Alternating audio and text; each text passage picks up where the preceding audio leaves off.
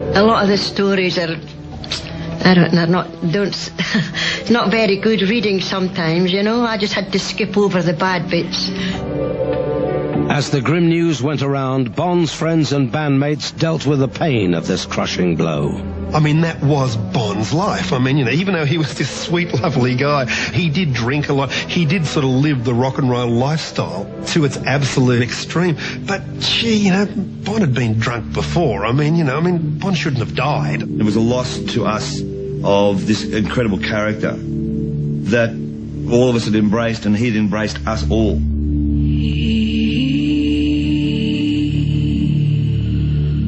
Work on ACDC's new album was suspended, and Malcolm and Angus flew home to Australia to lend support to Bon's parents and mourn the loss of a man who'd become a brother to them. When you're younger, you don't really think that something like death is going to touch you.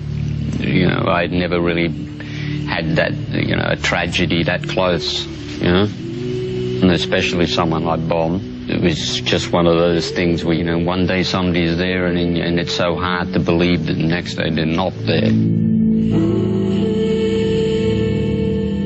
On March the 1st, 1980, Bon Scott was buried in Fremantle, the town where he was raised. You go through the motions of the funeral and everything else, but you're just numb. You know, you're just dumbfounded. You can't believe what's really happened, you know. I don't think we'll ever get over that one, you know.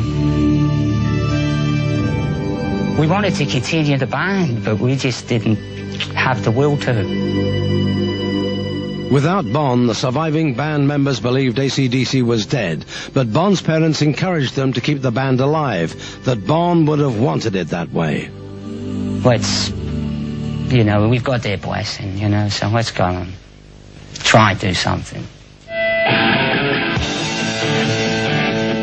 But after 5 years with Bon Scott up front, raising hell and raising the roof, ACDC's future looked dim to a lot of outsiders.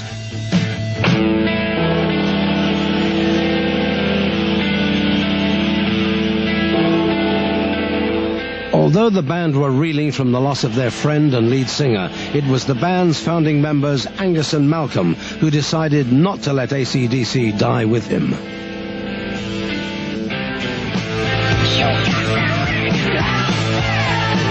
Malcolm and Angus decided that we should just steam on. And we all agreed that the last person that would want to see it fold would be Bon. Finding a lead singer to replace Bon Scott was a daunting task. Bon's powerful voice and on-stage antics had been central to ACDC's success. Their search led to Brian Johnson. I saw them on television, a program called Rock Goes to College. They are, of course, ACDC. They're just about to start a tour. I was just transfixed with Angus and Bon.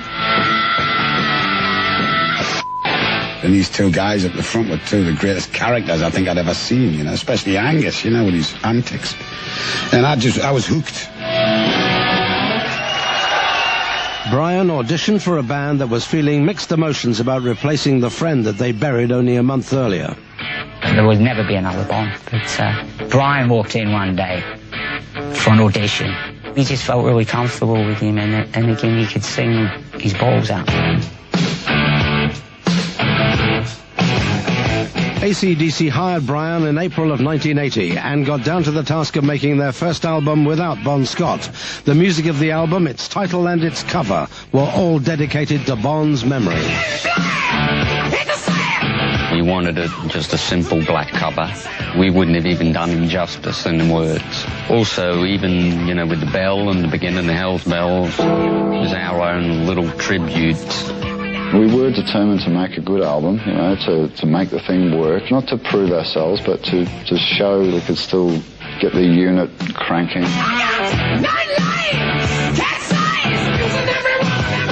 I obviously was still thinking about Bon. You know, I remember Brian remarked a couple of times that how it was kind of eerie for him. During the emotional sessions for Back in Black, Brian Johnson stepped up to the microphone and let it rip. I remember just going up there and just crossing my fingers and just belting my lungs out as high and as hard as I could with as much feeling as I could. I mean, I wanted to impress these guys. As Brian and the band prepared for the upcoming Back in Black tour, there was apprehension about how their new lead singer would be accepted by the fans. It was the first time ever I'd be singing some of Bond's songs. Nerve-wracking it was, real nerve-wracking. Brian was very worried, you know, at the time, and but we thought, well, you just hang in there, Brian. You just do what you do best.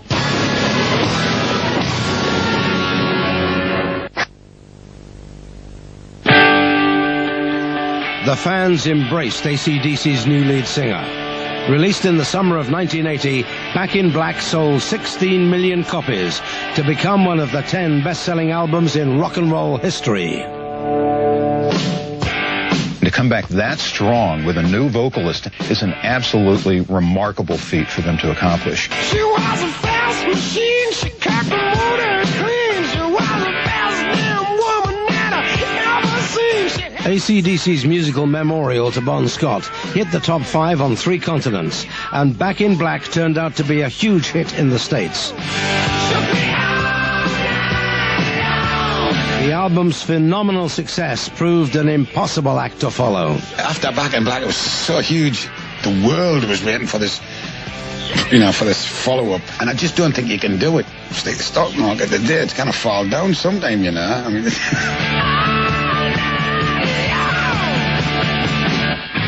But falling album sales were only the start of a streak of bad luck that would hang over AC/DC throughout the 80s. In the spring of 1985, AC/DC became linked to the investigation of a murder case in California. Upon investigating that murder, one of the pieces of evidence that was left behind was a hat bearing the letters AC/DC on it. In an attempt to track down the infamous killer known as the Night Stalker, homicide detective Gil Carrillo released a picture of the hat to the press. What the significance was trying to get attention through the media to see if anybody knew somebody that wore an AC/DC hat that might call in. Sheriff Department, Martinez, help you? The county was held in terror. They were full of fear. While investigators concentrated on their search for the mystery suspect of 13 brutal murders, the press built up the killer's link to AC/DC. The press assumed an awful lot, and the press put a lot more to the significance of the hat than the homicide investigators. On August the 31st, the Night Stalker was finally arrested. The press reported that Richard Ramirez, a confessed Satanist, was inspired by AC/DC. I thought it was a joke at first. And we just thought, this is crazy. I mean, why are we connected anyway? Reporters analyzed the lyrics to the AC/DC song Night Prowler for connections to the Night Stalker. Our song is not called Night Stalker, it's called Night Prowler, and it's about things you used to do when you were a kid, like sneak in at your girlfriend's bedroom window when their parents were asleep.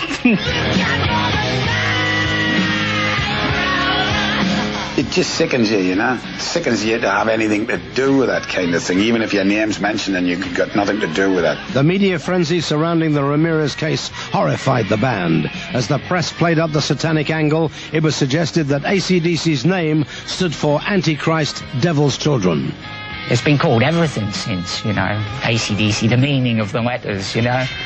No matter you tell them the sewing machine story and everything, they still think, no, there's more to this. And I don't know why they zeroed in on us. I could never see the connection myself.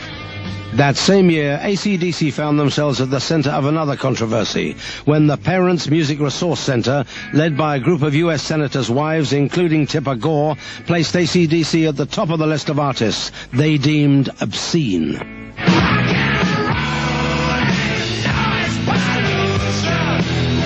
The attacks on AC/DC continued through the mid-80s, but the band ignored these critics and focused their energy on a string of gold records and one concert tour after another. As long as we got clubs to play, well, we're cool, you know. If we could play all around the world in clubs, hey, what a life. So we were never, you know, felt defeated. Still, the years since Bon Scott's death had taken a toll on Malcolm.